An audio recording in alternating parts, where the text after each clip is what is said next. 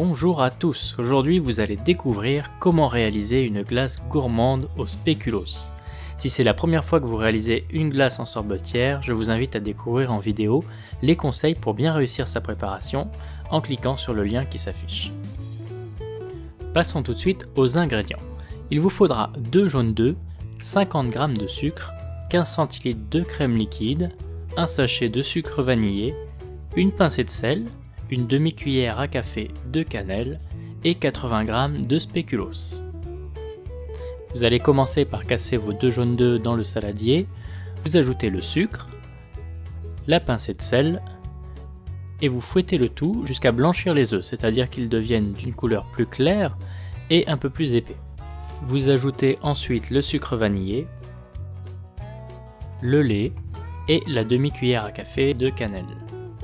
Vous allez ensuite mélanger le tout jusqu'à ce que votre préparation soit bien homogène, comme ceci. Ensuite vient l'étape de la poudre de spéculoos.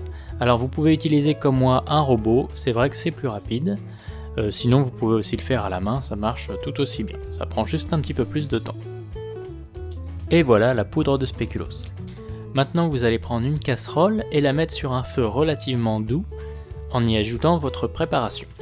Alors je dis relativement doux parce que le but ici va être d'épaissir la préparation. On ne veut pas que le jaune d'œuf cuise et fasse des grumeaux, on veut que la préparation reste bien homogène.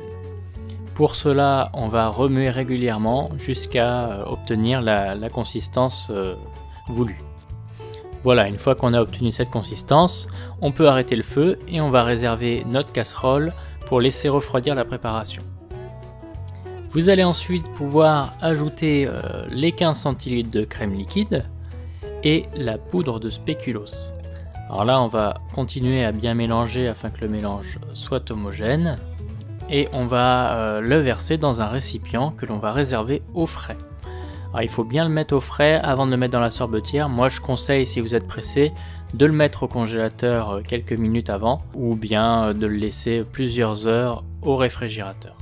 Une fois la préparation bien froide, vous allez pouvoir lancer votre sorbetière. Alors on lance toujours la sorbetière avant de mettre la préparation, parce que sinon la préparation risque de se figer dans le fond et la pâle ne va plus tourner. Alors moi je lance d'abord la sorbetière et j'inclus ensuite la préparation. Et là vous allez voir qu'elle va prendre tranquillement.